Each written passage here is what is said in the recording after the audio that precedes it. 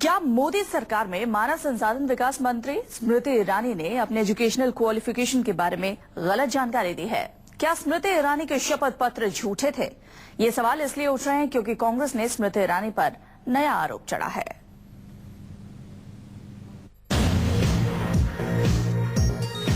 बॉलीवुड का स्टारडम छोड़ 11 साल पहले सियासत का सफर शुरू करने वाली स्मृति ईरानी को मोदी ने महज 38 साल की उम्र में मानव संसाधन विकास जैसा भारी भरकम और अहम मंत्रालय का जिम्मा सौंपा तो कांग्रेस भी अतीत से चंद दस्तावेज ढूंढ लाई। आरोप जड़ा कि स्मृति ने अपने एफिडेविट में गलत जानकारी दी है, जो कि एक क्रिमिनल ऑफेंस है। 2004 में स्पष्ट लिखा है कि मंत्री महोदया बीए हैं। उन 2014 वाले हलफनामे में उतनी स्पष्टता से लिखा है बैचलर ऑफ कॉमर्स पार्ट 1 यानी पहला वर्ष किया है। अब दोनों हलफनामे सही नहीं हो सकते, इसकी स्पष्टता सिर्फ बीजेपी कर सकती है। इससे पहले कांग्रेस एक 12वीं पास के हाथों में देश की शैक्षणिक दशा और दिशा तय करने की जिम्मेदारी दे देने पर सवाल खड़ा कर रही है, लेकिन अब हलफनामे की शक्ल में कांग्रेस के हाथ एक नया हथियार लग गया है। कांग्रेस ने स्मृति ईरानी के 3 हलफनामों का हवाला देते हुए साबित करने की कोशिश की है कि नई सरकार की एक कैबिनेट मंत्री किस कदर झूठ बोल रही है।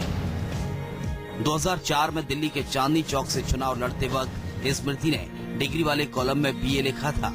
2011 में राज्यसभा चुनाव के वक्त बीकॉम पार्ट 1 और 2014 के लोकसभा चुनाव के वक्त भी बीकॉम पार्ट 1 का जिक्र किया गया।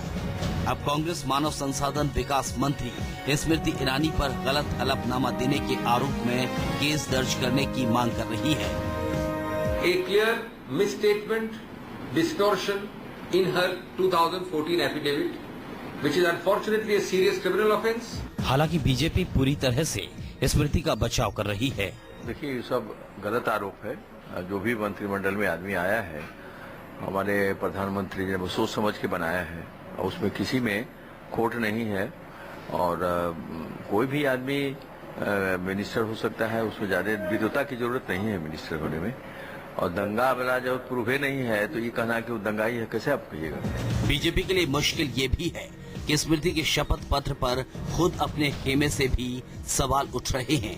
मधु किश्वर जैसी मोदी समर्थक लेखिका भी स्मृति ईरानी के हलफनामे पर पूरी तल्खी से सवाल उठा रही हैं।